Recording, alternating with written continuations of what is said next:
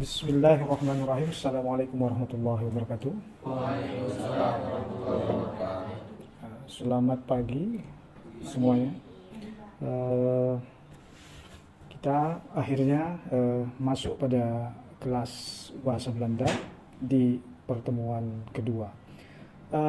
Untuk itu, mari saya tampilkan apa yang kemudian akan kita lakukan hari ini. Namun sebelumnya untuk atau agar pembelajaran kita bermanfaat, ilmunya bisa diserap, dan maka kita mulai dengan bacaan Bismillah bersama-sama. Bismillahirrahmanirrahim. Lalu kita mulai dengan doa. Subhanakallahumma la ilma lana illa ma 'allamtana innaka antal alimul hakim. Untuk pertemuan hari ini, seperti yang sudah saya jelaskan di pertemuan pertama, bahwa di pertemuan kedua Anda akan diberikan materi yaitu berupa kata benda ya. Jadi kata benda yang dalam bahasa Belanda. Kemudian sub capaian mata kuliahnya adalah Anda mampu menganalisis.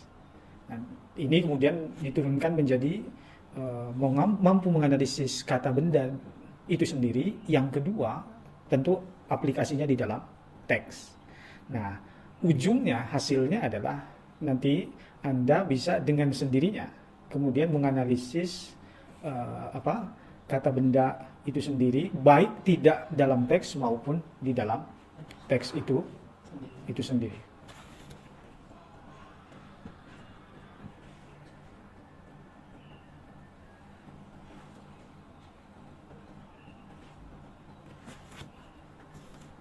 Baik, untuk hari ini kita mulai dengan sebuah pertanyaan. Ini adalah istilah bahasa Belandanya untuk kata benda, yaitu zelfstandige naamwoord. Jadi zelfstandige naamwoord adalah sebuah istilah yang diberikan lebih khusus oleh ahli gramatika. Kenapa demikian? Karena bahasa Belanda itu sendiri, istilah ini punya dua istilah yang lain. Oke, mari kita lihat. Istilah yang berikutnya adalah seringkali kata benda itu disebut dengan substantif. Kemudian ada juga yang menyebutnya nomina. Penggunaannya bagaimana? Nah, seringkali substantif dan nomina yang lebih banyak digunakan ketimbang yang bahasa yang sifatnya gramatikal seperti yang sebelumnya, zelfstandig naamwoorden. Tetapi penggunaan itu nanti akan muncul dalam istilah kalau Anda menggunakan buku atau kamus. Gitu. Tetapi kalau pada buku-buku gramatikal yang biasanya mungkin nomina, mungkin substantif. Sebutkan saja kata benda yang Anda tahu. Silakan. Meja. Kemudian? Rian. Oke. Terus? Masjid. Pulpen. Kemudian? Botol. Ada lagi yang lain? Laptop. Nah, hal-hal tersebut itu disebut dengan kata benda. Sama persis seperti dalam bahasa Indonesia, bahasa Belanda juga mengenal kata-kata yang sama, karena barang yang tadi Anda sebutkan tidak hanya ada di bahasa Indonesia, tetapi tentu saja ada di dalam bahasa Belanda. Nah, kita ambil contoh misalkan kaos. Ini bahasa yang cukup dikenal di Indonesia, tetapi nampaknya diambil dari bahasa Belanda. Mungkin kalau bahasa Inggris itu menjadi t-shirt, tapi dalam bahasa Belanda kaos. Kemudian adem itu bisa angin atau kemudian napas. Oke. Di antara semua kata benda itu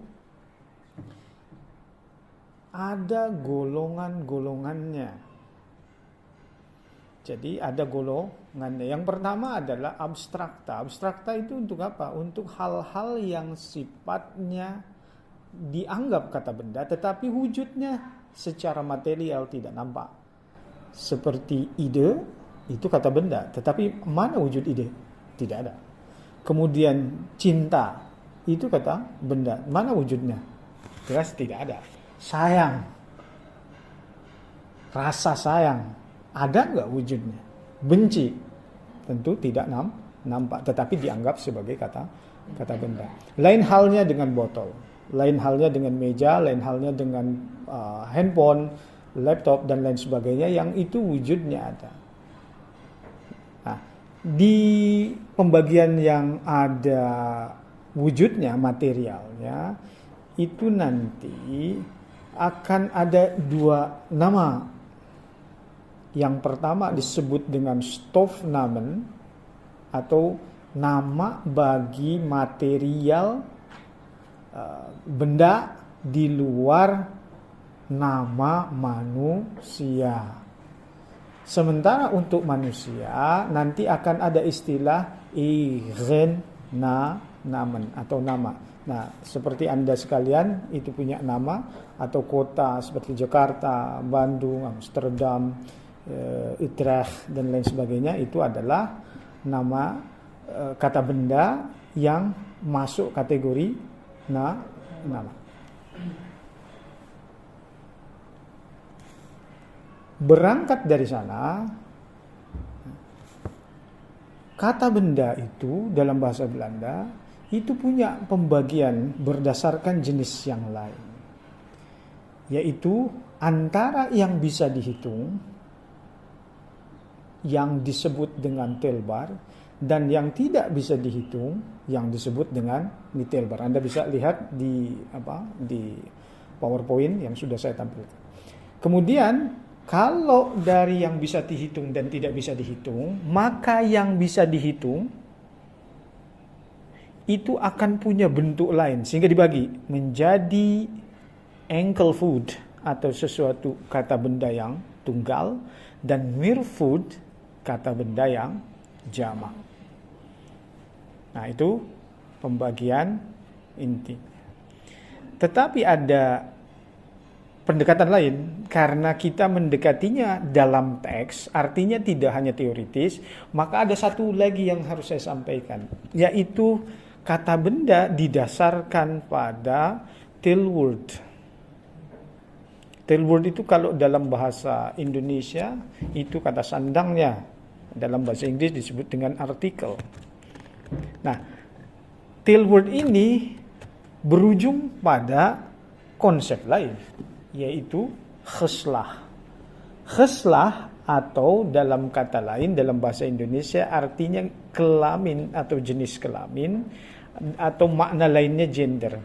Jadi dalam bahasa Belanda kata benda itu memiliki gender. Nah,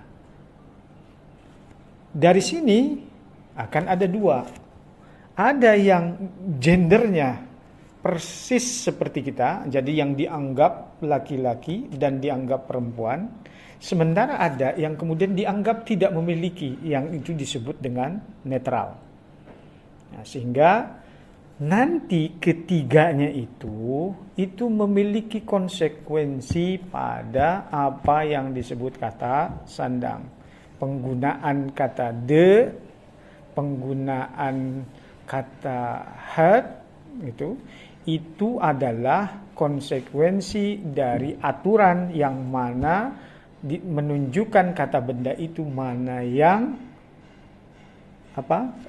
punya gender atau yang netral. Hampir semua yang gender itu menggunakan had sebagai kata sandangnya. Lalu kemudian yang yang menggunakan de adalah yang punya gender, sementara yang had adalah yang netral. Baik, sebagai tambahan kepada kawan-kawan semua, selain dari buku, kita juga bisa melihat ada satu website yang sangat membantu. Ini sudah saya pakai hampir belasan tahun, dan di dalamnya tentu saja adalah berisi tentang teks-teks berbahasa Belanda yang hampir dikatakan 500.000 majalah, 2 juta koran, yang kemudian 200.000 buku Untuk koran itu dimulai dari 1618 sampai 1995. Nah, ini bisa kita gunakan selain dari Anda untuk belajar bahasa Belanda,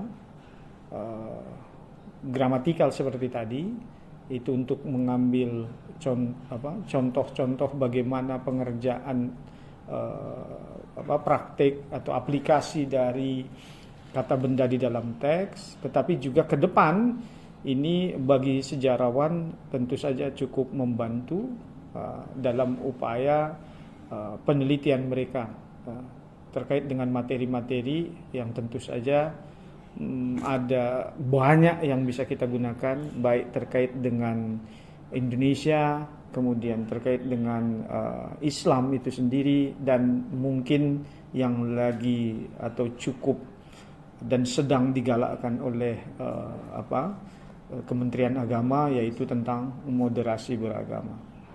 Nah, ini nanti ada sejumlah catatan, kemudian bisa macam-macam dalam bentuk berita atau dalam bentuk hasil penelitian yang menunjukkan bagaimana moderasi beragama di Indonesia itu sudah lama, bahkan mungkin sejak di zaman kolonial juga itu sudah terjadi. Nah, demikian untuk materi hari ini. Nah, untuk itu kita akan mencoba untuk melakukan evaluasi terhadap materi hari ini, yaitu dengan melakukan kuis, dan Anda dipersilahkan semua untuk mengikuti kuis ini. Dan nanti kita akan lihat bagaimana hasil dari pembelajaran. Kemudian nanti kita akan lakukan sedikit tanya jawab, kenapa ini, dan lalu kita akhiri pertemuan hari ini. Layar yang hanya akan menampilkan pertanyaan dan jawaban. Nah, tetapi di HP Anda masing-masing hanya akan ada berupa jawaban saja. Sudah siap? Baik, kita mulai. Saya persilahkan.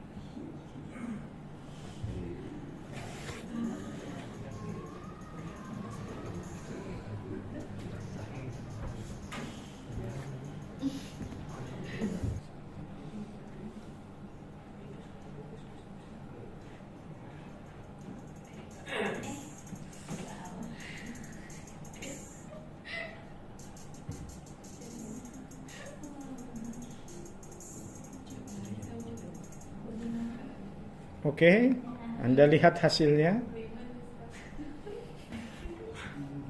Yaitu adalah detail. Mari kita lihat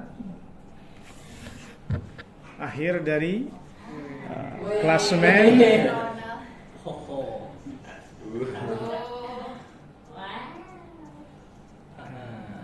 Mendapatkan trofi. Oke, baik, demikian kita sudah melaksanakan evaluasi terkait dengan pembelajaran hari ini, di mana tadi Anda sudah mendapatkan kuis yang jumlah rata-rata Anda bisa menjawab semua terkait dengan materi yang sudah saya sampaikan. Untuk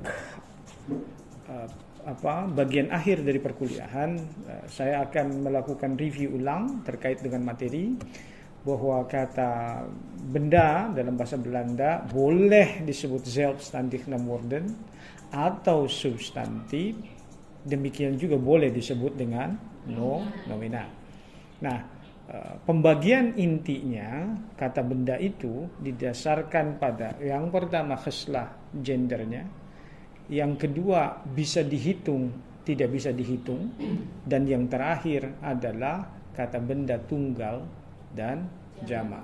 Nah, nanti di minggu depan di pertemuan ketiga. Saya kira jika tidak ada hal lain yang dibicarakan, saya tutup pertemuan hari ini. Terima kasih atas kerjasamanya. Sampai ketemu minggu depan. Kemudian Saya pamit. Assalamualaikum warahmatullahi wabarakatuh.